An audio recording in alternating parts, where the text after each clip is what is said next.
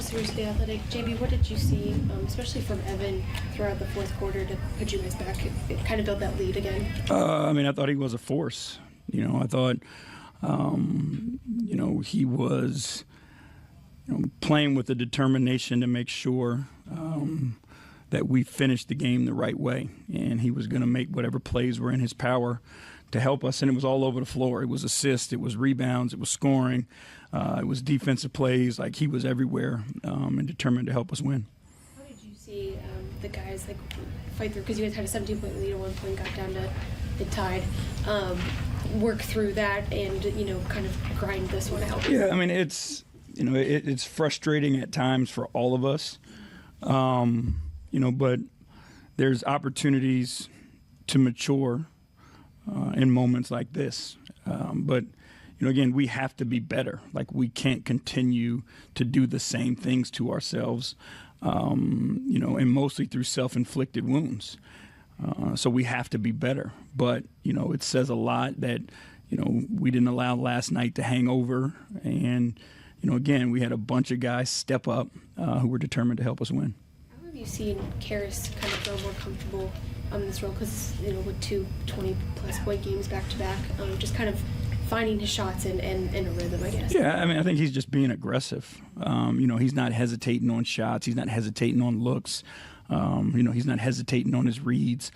He's just going, playing ball, and playing the way that he's capable of playing. Robert Peppers, Cleveland.com.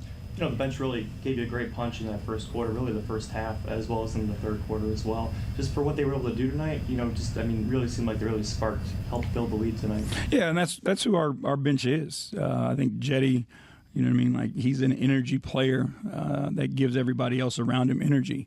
Howell comes in and he's disruptive.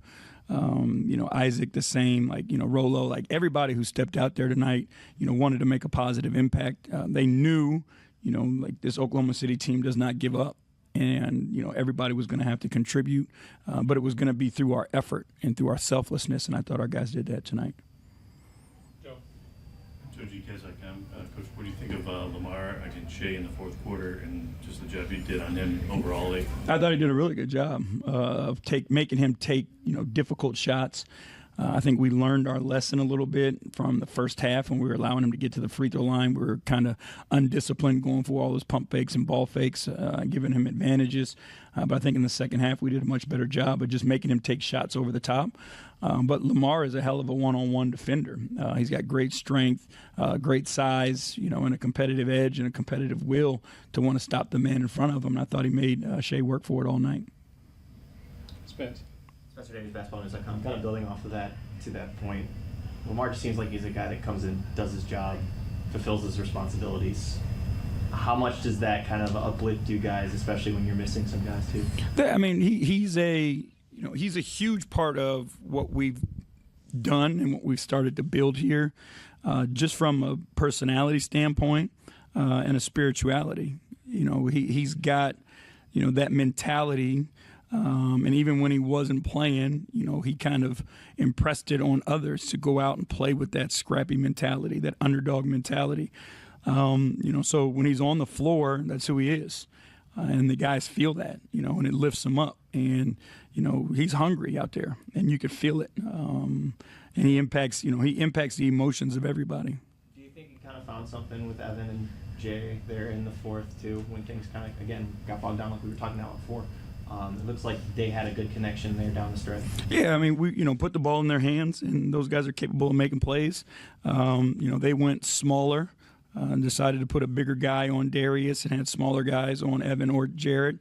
So we found the areas to attack, and those two guys were aggressive. But, again, they were making the right reads and playing together. It seemed like there were a lot of guys taking shots that were given to them. And like you said before, they were turning some of them down. Did you notice that a little bit more tonight? Yeah, I think there was a confidence to them, and a belief that when the ball got to them, and again, it was balls that were passed to them in rhythm. So their timing was good, and they had shot preparation. They were ready to shoot it.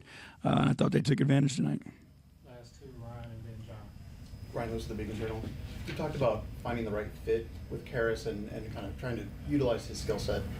How much does it help to have a guy like that who can have the ball in his hands and step into a larger role when needed, like tonight with Donovan being out? It's the experience that he has and what he's been able to do before. Like, we've seen Karras carry offenses, so we know what he's capable of, and being able to move into larger minutes and larger roles.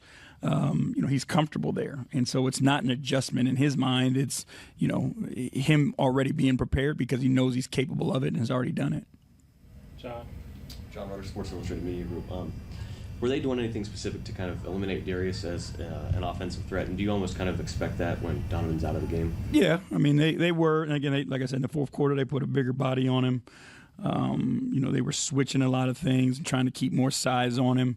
They do a really good job of crowding the floor on the perimeter, so they're forcing you to get off the ball. And I think, again, he just made the right plays, and he got off of it. He wasn't playing a selfish game. And then you're kind of in a stretch of 6 games and I think 9 days now, a busy stretch for you guys. How do you manage that? How do you manage loads, specifically when you got some guys that have some injuries? Again, your off days, you have to be conscious of what you're really doing on those days. Obviously back-to-backs are tough on anybody. But it's the guys getting their treatment. It's, the rehab stuff. But also your brain needs to be down some as well, because you're always in that competitive mode. That can be exhausting as well. But our guys are prepared for it, and it's not something that you start today. You know what I mean? Like, this is something you prepare yourself for, in September, and our guys have been working to that. Is that kind of what all that conditioning is maybe built for in that? Right, exactly, and that's kind of the mindset is like, fatigue is not an excuse, and that's our guys' belief right now. Thank you.